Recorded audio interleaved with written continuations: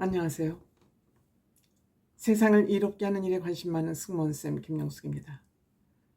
저는 참 여자들의 부정적인 힘이, 여자들의 바람직하지 않은 생각이 이 사회를 얼마나 혼탁하게 하는지 윤석열 대통령의 부인 김건희 여사를 통해서 또 한 번 확인하고 있는 것 같습니다. 역사적으로 임금이 폭군이었고 망나니 짓을 한 그 뒤에는 반드시 여자들이 있었다는 사실을 우리는 잊고 사는 것 같습니다. 김건희 여사, 왜 이렇게 대한민국 사회를 어지럽게 하고 있는지 저는 알 수가 없습니다. 물론 민주당 개판이죠. 민주당이 저렇게 개판을 지키고 있음에도 불구하고 김건희 여사 문제로 인해서 대통령의 지지율 좀처럼 올라가지 않고 있습니다. 대통령이 무엇을 해도, 어떤 정책을 나눠도, 어떤 외교 성과를 얻어도 다 무로 돌아갑니다. 그것은 김건희 여사 특검, 민주당에서 계속 김건희 여사 특검을 물고 늘어지고 대통령실은 김건희 여사는 절대 특검을 받을 수 없다 라고 김건희 여사를 옹호하고 있음으로써 지금 보수는 무너지기 일보 직전 뿐만 아니라 한동훈 대표를 무너뜨리기 위해서 대통령실과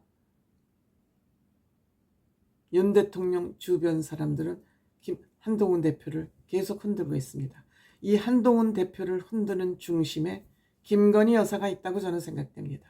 많은 사람들이 그리 생각하는 것 같습니다. 당 게시판 문제로 보통 시끄러운 것이 아니죠.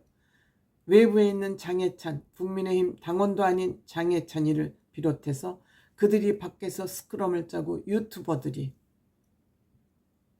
한동훈 대표를 흔들기에 여념이 없습니다. 다 이들이 누구의 사주를 받고 일어나 보면은 추측이 가지 않습니까? 저만의 생각일까요? 물론 모든 사람마다 생각의 자유가 있기 때문에 누구나 추측은 할 수 있습니다. 그런데 억울한 추측을 하느냐, 합당한 추측을 하느냐, 합리적인 추측을 하느냐, 이것이 여론이죠. 그런데 최근 김건희 여사 고모라는 자가, 이 고모라는 사람은 목회일을 하고 있습니다. 기독교 대한 하느님 성회, 하느님의 성회라는 그런 교파가 또 있는 것 같습니다. 그런데 이 사람은 여의도 교회 소속인 로뎀 교회의 담임 목사를 하고 있고 충남 서산에는 엘림 기도원을 운영을 하고 있다고 합니다. 기도원 운영하고 목회 활동까지 하고 있는 이 사람이 페이스북에다가 한동훈 가족 일가가 도대체 무슨 마음을 먹고 있는지 궁금하다 하는 짓을 보니 벼락마다 돼질 집안이라는 그런 저주의 글을 올렸습니다. 목회를 하는 사람이 벼락맞아 돼질 집안이라고 저주의 글을 27일 날 올렸습니다. 어떻게 20년 동안 키워온 은인을 배신하고, 즉 윤석열 대통령을 배신하고 잔인하게 김 여사를 매도하느냐, 본인 조카 딸을 김 여사를 매도하느냐, 대한민국을 팔아먹을 인간이다. 그러니까 탄핵을 하고 구속해야 된다고 그런 글을 엄연히 페이스북에 올렸습니다.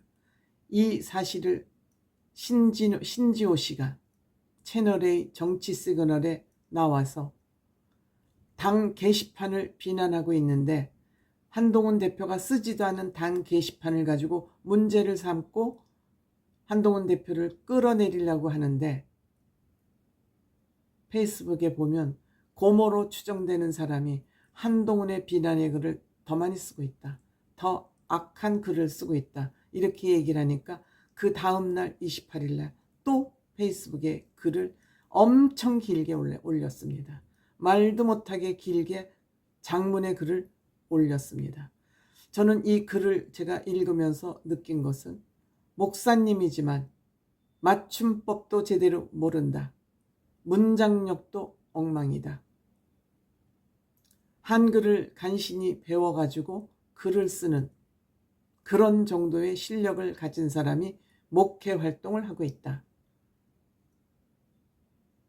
이렇게 되면 물론 고모라는 사람이 김건희 여사와 지금 서로 연락을 하고 사는 가족인지 아닌지, 아니면 이 고모라는 사람이 목회를 하면서 김건희 여사를 팔아먹기 위해서 이렇게 하는지는 모르겠습니다. 그 가족 간의 지금 관계는 어떤지 잘 모르겠지만, 이런 사람이 목사라는 것 자체가 부끄러울 만큼 문장력이나 맞춤법도 모르는 사람이 글을 얼마나 길게 중언중언 쓴, 무슨 정말 혼자 중얼거리는 같은 그런 글을 써댔습니다. 정말 윤석열 대통령 친족들은 한 번도 문제를 일으키고 화제의 대상이 된 적이 없습니다.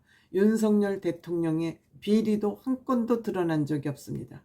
모두가 김건희 여사로 인해서 이 대한민국 정치가 난장판이 되고 있는 것입니다.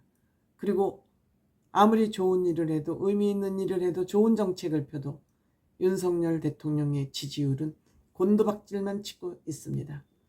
저는 이러한 상황을 보면서 한편으로는 다행이라는 생각이 듭니다. 왜냐? 지금 민주당이 178석인가요? 야당 전체를 합치면 192석입니다. 8석이 모자라서 헌법 개헌도 못하고 탄핵도 못하고 있는 것입니다. 저는 만약에 국민의힘이 이번 4월 총선에서 많은 의석수를 150석을 넘겼더라면 굉장히 위험할 뻔했다, 그런 생각까지 갖게 됩니다. 만약 그랬다면 대한민국은 김건희 세상이 됐을 것 같습니다. 김건희 세상이 돼서 김건희 씨가 날쳤다면 지금 108석 가지고도 이렇게 국민의힘 대한민국의 보수를 헤집고 있는데, 만약에 국회에 300석의 과반을 넘겼다면 김건희 씨가 이 대한민국을 모두 휘저어놨을 것 같습니다. 그렇다면 만약 대한민국을 이렇게 휘젓다면 김건희 여사의 행동을 막지 못할 상황, 즉 국회가 과반 의석을 차지했다면 대한민국은 김건희 공화국이 됐을 것입니다. 이렇게 하면은 대한민국은 망하는 겁니다. 대한민국 보수도 망하고 대한민국도 망하는 겁니다. 그나마 민주당이 의석수를 많이 가지고 있어서 김건희의 저 활약을 막을 수 있었다, 저는 이렇게 생각합니다. 물론 제가 보수로부터 많이 욕을 들어먹을 일이지만 욕 들어먹는 게 문제겠습니까? 대한민국의 보수가 망하느냐 안 망하느냐, 더 나아가서 대한민국이 망하느냐 안 망하느냐가 김건희 손에 달려 있었다는 그러한 위험한 상황으로부터 국민들이 대한민국을 또 한 번 구했다. 윤석열 대통령을 대통령으로 만들면서 대한민국을 구했고, 또 김건희 여사가 망나니 짓을 할 수 없도록 민주당의, 야당의 의석을 몰아줌으로써 대한민국을 또 한 번 구했다.